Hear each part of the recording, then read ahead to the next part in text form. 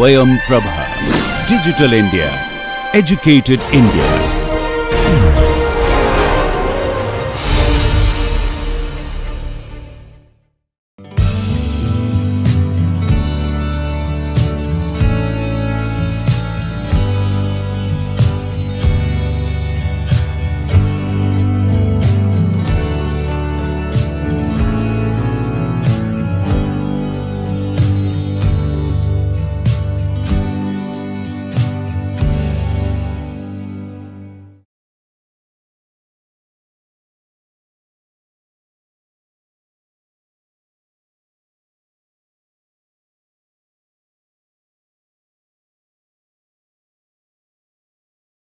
Hello all, welcome back.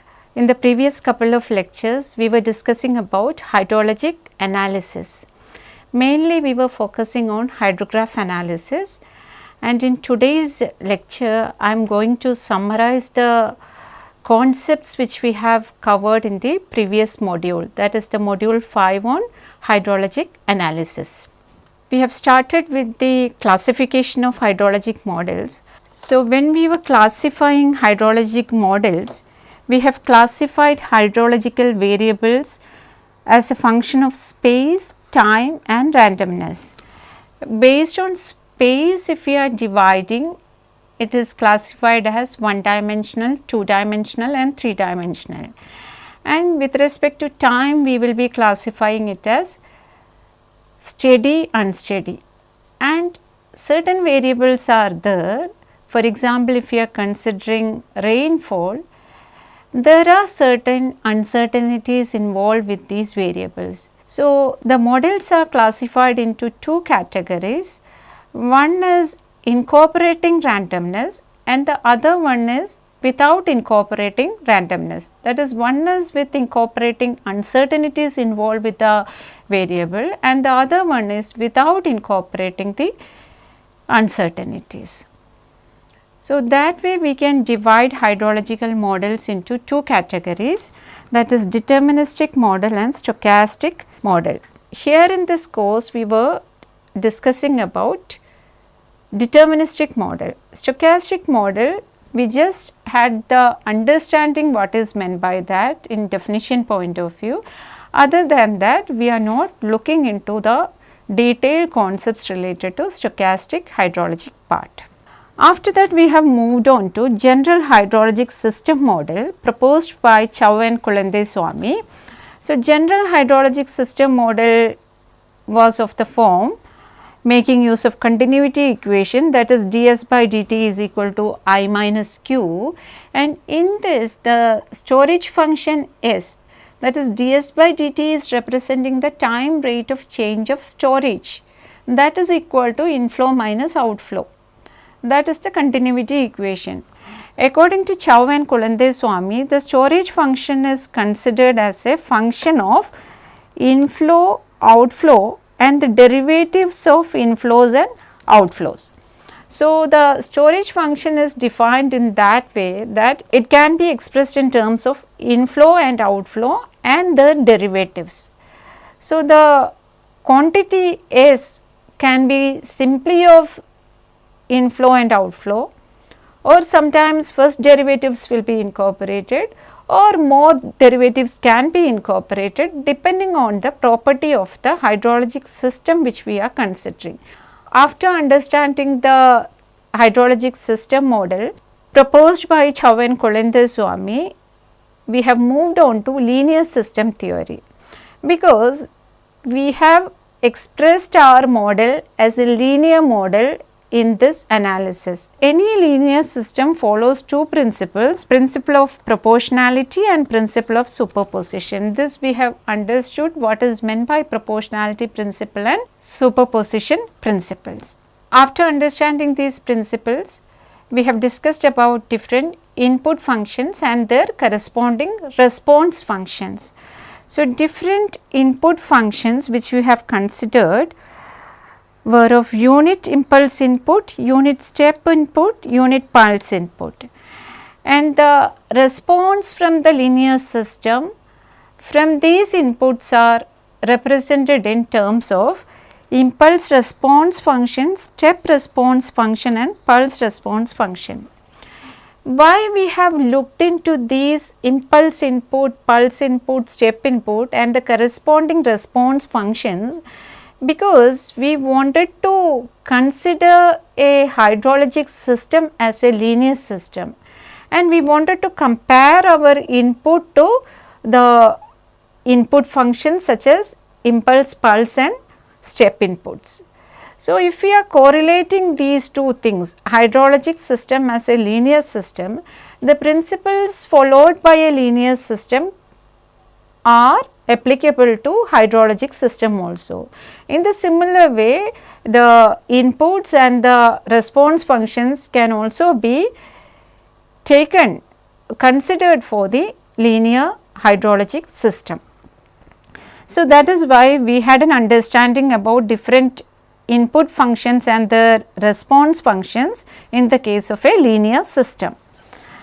Once we understood different input and response functions, we have gone into the understanding of response to complete input time function I tau by integrating the response to its constituent impulses by means of convolution integral.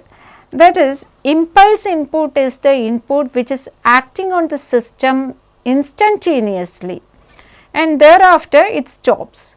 So, the response which is coming from that instantaneous input is represented by impulse response function.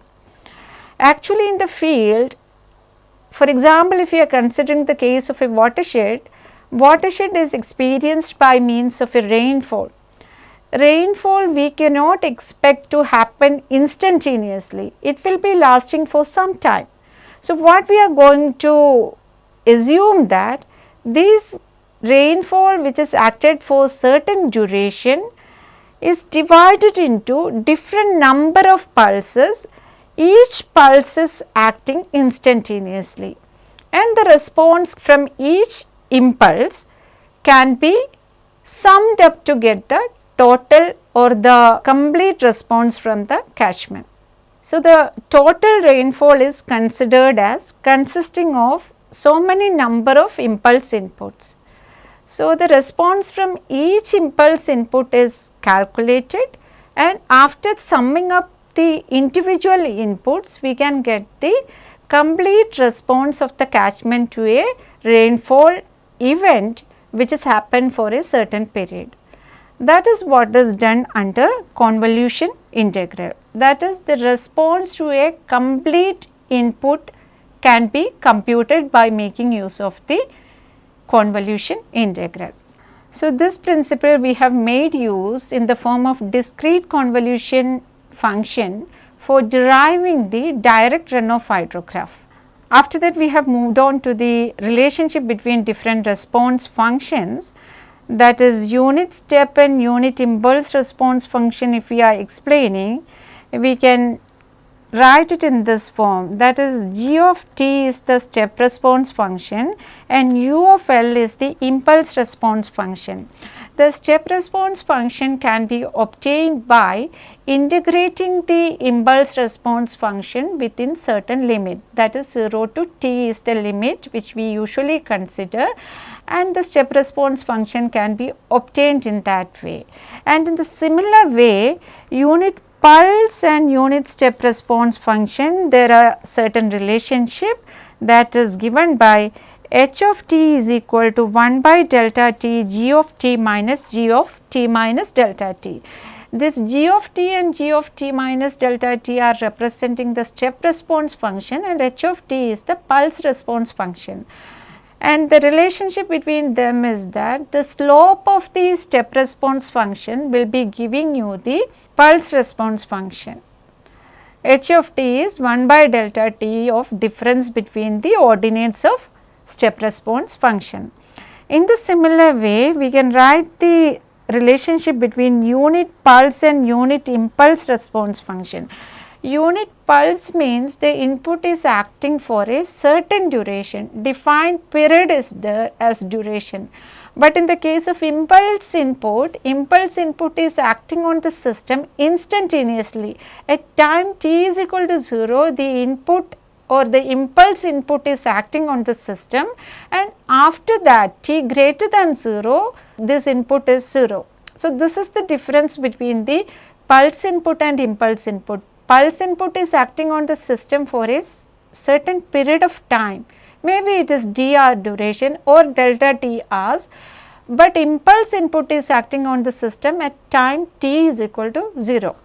So, the relationship between them also we have covered. H of t is given by 1 by delta t integral of t minus delta t to t ul dl. Ul dl is our impulse response function and h of t is the pulse response function. So, these are the interrelationships among three different response functions. If we are having one type of response function, for example, step response function is there, from that we can develop the impulse response function and the pulse response function. So, by making use of these relationship, we can find out one from the other. These relationship we have utilized in the case of application related to different hydrographs. Once we understood different input functions and the corresponding response function from the linear system, we have moved on to the application of this linear system theory for a hydrologic system. Hydrologic system which we have considered is a watershed. So, in the case of a watershed, if rainfall or storm is happening for a short duration, it will be producing runoff at the outlet of the catchment.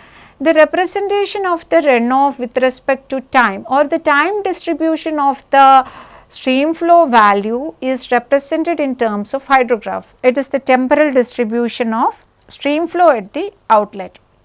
Event based rainfall runoff provides the information about the variation of runoff with respect to time. When we talk about runoff, it is direct runoff we are looking at. Direct runoff we will be getting after detecting the base flow from the storm hydrograph.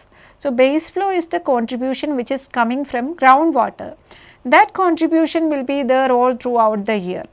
So, that contribution has to be subtracted from the stream flow data which we are measuring at the outlet of the watershed or at a particular location in the stream. Then only we can quantify the effect of the rainfall at the impact of the rainfall at the outlet of the catchment. That is in the form of runoff. So, for that we have to consider particular event based analysis. So, these are very important for hydraulic design and flood management. Especially in the case of flooding, we need to provide certain management provisions. We need to consider certain management criteria in order to reduce the ill effects due to flooding. For that we need to go for the event based analysis rather than making use of continuous data of rainfall. After that we have studied the time characteristics of storm hydrograph, which includes time base, time to peak and time lag. Time base is the total time when the rising limb is starting till the falling limb ends. That is the time base of the hydrograph. Then time to peak is from the starting of the runoff or the starting of the rising limb to the peak of the hydrograph. And third one is the basin lag. Basin lag is representing the time between the centroid of the effective rainfall and the centroid of the runoff hydrograph. Majority of the cases it is difficult to determine the centroid of the runoff hydrograph. In such cases we will be considering the time interval between the peak of the hydrograph and the centroid of the effective rainfall hydrograph as the basin lag. These are important parameters when we carry out the hydrograph analysis. Once we understood all these concepts related to time characteristics of hydrograph and the linear system theory, we have moved on to the study related to hydrograph. First we have started with the unit hydrograph. Unit hydrograph is the direct runoff hydrograph resulting from 1 centimeter of excess rainfall generated uniformly over the drainage area at a constant rate for an effective duration d hours. This is very important. This is the direct runoff hydrograph resulting from 1 centimeter of effective rainfall which has occurred for a duration of capital D hours. Certain specified duration we are considering, within that duration the rainfall is uniform and that rainfall is uniformly occurred over the entire catchment. Then what is the runoff or the direct runoff produced at the outlet of the catchment? That is the unit hydrograph. Actually, this can be considered as the unit pulse response function of a linear hydrologic system. When we are comparing the catchment behavior with that of a linear system, we can tell that unit hydrograph is equivalent to that of a pulse response function in the case of a linear system theory, because the input 1 centimeter of rainfall is acting for a specified duration, that is equivalent to a pulse input. Then we have looked into the assumptions and limitations in unit hydrograph theory. As far as we are talking about the assumptions, the time invariance and the linearity principle, these two are very important assumptions. After that, we had discussed about the limitations of unit hydrograph theory, and then we have moved on to the derivation of unit hydrograph. For deriving unit hydrograph, we need to have certain data related to stream flow hydrograph at the outlet of the watershed, total drainage area and the rainfall hydrograph. Rainfall hydrograph means it should represent the effective rainfall. If it is not giving the effective rainfall, we need to calculate the effective rainfall based on the methods which we have discussed earlier in previous module. So, stream flow hydrograph is the base flow separation we have done. After that, we will be getting the direct runoff hydrograph, and by dividing the total area under the curve, which represents the total volume of runoff, by the drainage area, it will be giving us the direct runoff depth at the outlet. By dividing the ordinate of the direct runoff hydrograph by this direct runoff depth, we will get the ordinates of the unit hydrograph. Or if we are having the effective rainfall depth, by dividing the ordinates of the direct runoff hydrograph by this effective rainfall depth, we will get the ordinates of the unit hydrograph.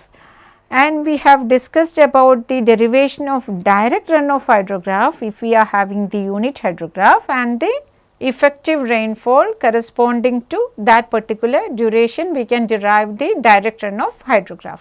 After understanding unit hydrograph and DRH, direct runoff hydrograph, we have moved on to S hydrograph and instantaneous unit hydrograph.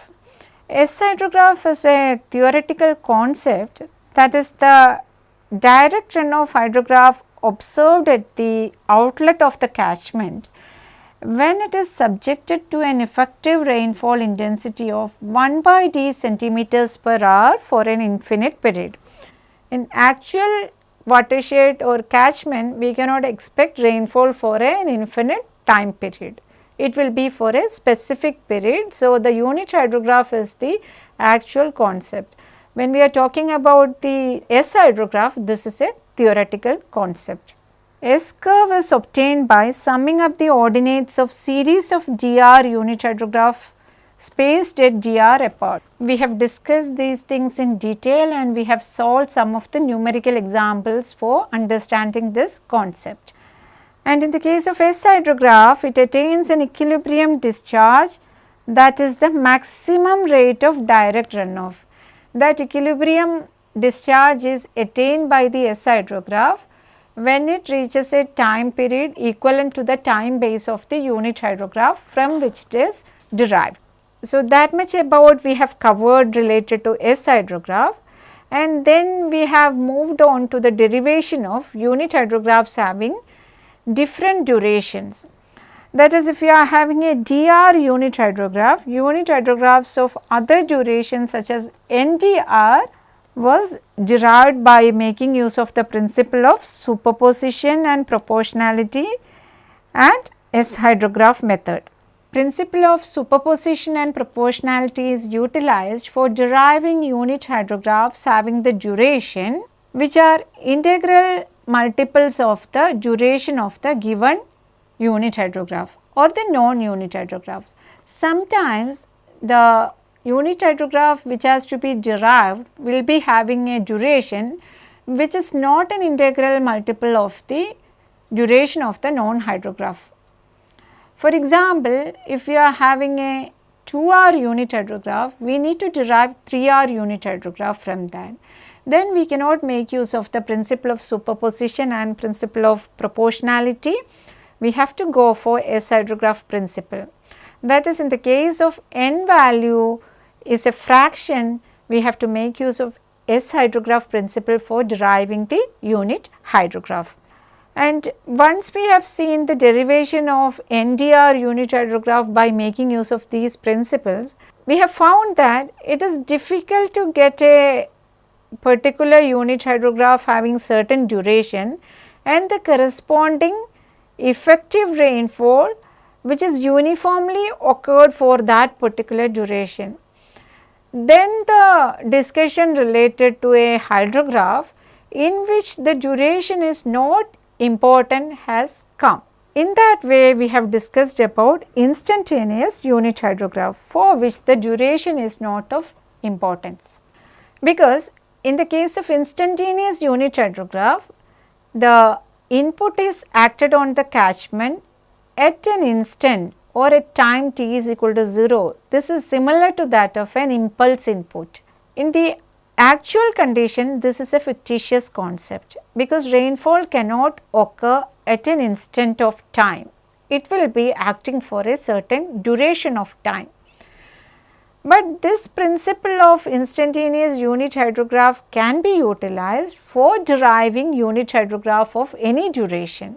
So, that is why we have discussed about instantaneous unit hydrograph and we have seen how it can be derived. It can be derived using S hydrograph concept and by making use of Nash model we have derived instantaneous unit hydrograph. Nash model was assuming the catchment is behaving like a linear reservoir. What is so particular about linear reservoir? In the case of linear reservoir, the storage is proportional to the outflow. That is, S is equal to KQ, K is the storage coefficient and Q is representing the outflow which is occurring at the outlet of the catchment. So, the linear reservoir principle is very simple. That is incorporated in the case of Nash model which is utilized for the derivation of instantaneous unit hydrograph. So, these principles can be utilized for catchments which are having data.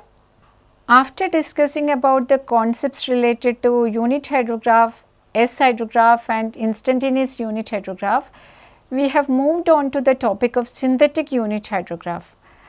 Synthetic unit hydrograph principles are utilized for deriving unit hydrographs for ungauged catchments.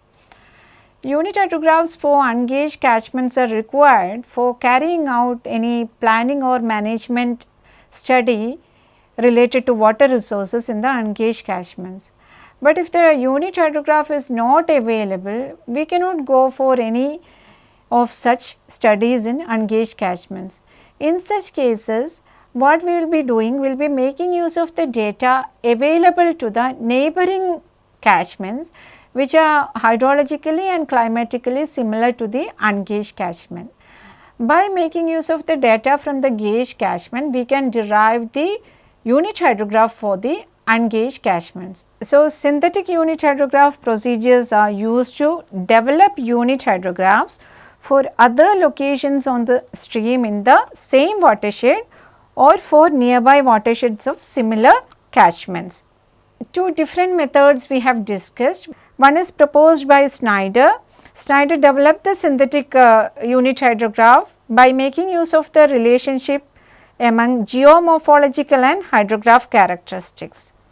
Geomorphological characteristics of the gauge catchment and ungauged catchments are required, and also the hydrologic or the hydrograph characteristics from the gauge catchment is required. By making use of these characteristics, synthetic unit hydrograph is derived for ungauged catchment. The second one was SCS dimensionless unit hydrograph.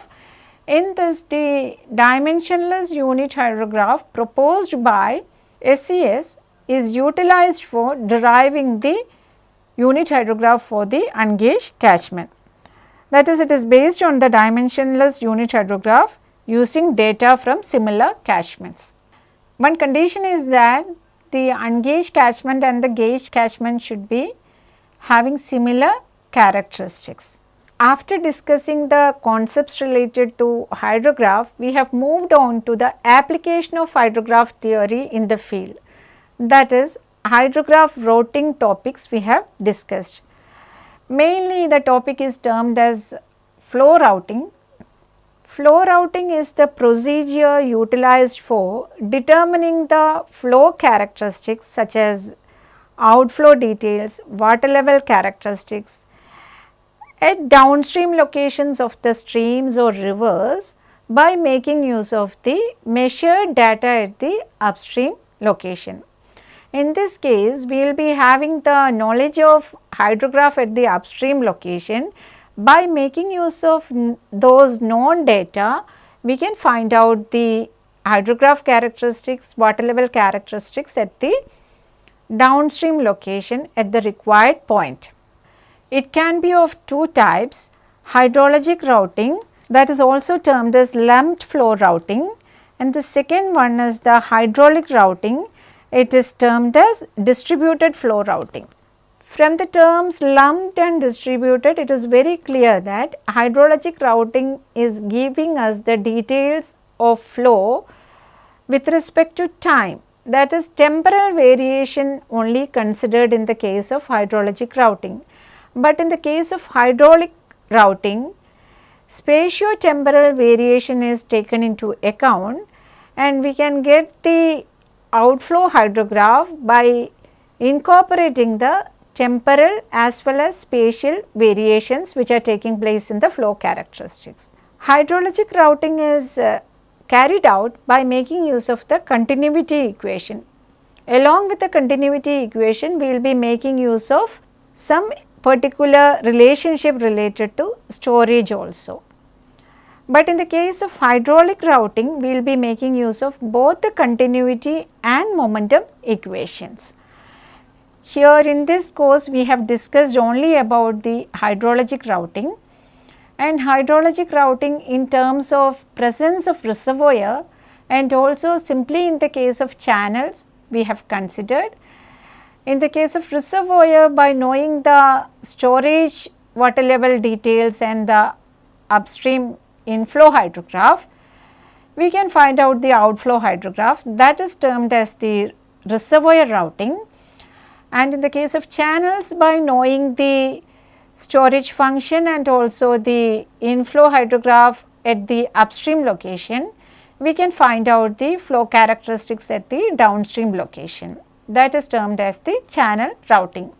These two concepts, that is reservoir routing and channel routing, we have discussed in detail.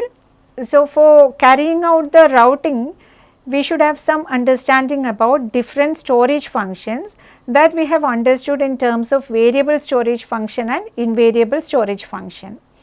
Variable storage function is the one in which the storage is a function of inflow and outflow, and invariable storage function is the one in which it is similar to that of a linear reservoir, that is storage is a function of outflow alone.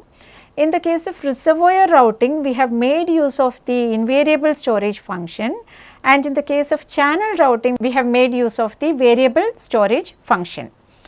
So, while coming to reservoir routing, it is the process by which when a flood wave passes through the reservoir, we are finding out the rate of outflow.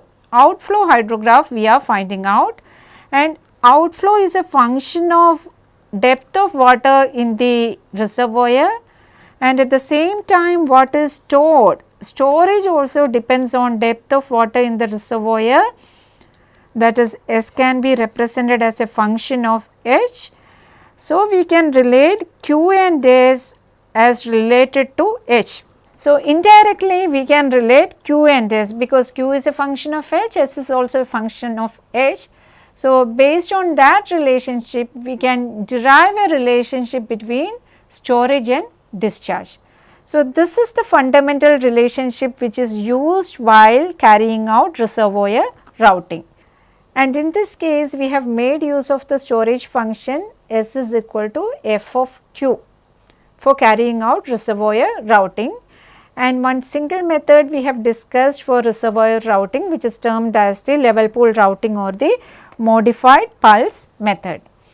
After that we have moved on to hydrologic river routing. This is also termed as the channel routing, lumped flow routing in channels. Different terms are utilized for representing channel routing. So, channel routing we have discussed with the help of Muskingum method. This is the hydrologic channel routing technique. In this case we have made use of storage volume of flooding in river as a combination of wedge and prism storage. What is meant by wedge storage and what is meant by prism storage we have clearly understood. Prism storage is the storage in the channel when we are considering the flow to be uniform. That is, it can be considered as similar to that of a storage in the case of reservoir routing, that is S is a function of Q. But whenever a flood is entering the channel reach, the uniform flow condition is getting changed to gradually varied flow condition. Sometimes it can be rapidly varied flow condition also, but we have discussed about the gradually varied flow condition. In that case, the storage cannot be assumed as a function of outflow alone. Storage will be a function of both inflow and outflow. When we are representing storage as a function of outflow alone, it is termed as prism storage. If we are representing it as a function of inflow and outflow, that is represented by the wedge storage. Schematically we have understood these concepts. So, in the case of channel routing we are considering the variable storage function in which storage is a function of inflow and outflow. So, in the Muskingum method storage is represented by this function. In that we are having certain coefficients represented by k and x, and x was taking a range within 0 and 0.5. How to determine these values of x and k we have seen with the help of an example, and once x and k are known to us we can determine the outflow hydrograph by making use of Muskingum routing technique. But this Muskingum routing technique is a hydrologic routing technique. It gives the temporal distribution of the outflow at the required downstream point. If we want to understand the variation, changes taking place in the hydrologic characteristics or hydrograph characteristics spatially, then we may have to go for hydraulic routing. Hydraulic routing is more accurate compared to hydrologic routing. So, here we have completed our module 5 on hydrologic analysis. This much about the summary of module 5. Now, in the next lecture we will move on to module 6 related to hydrologic statistics. So, here I am winding up this lecture. Thank you.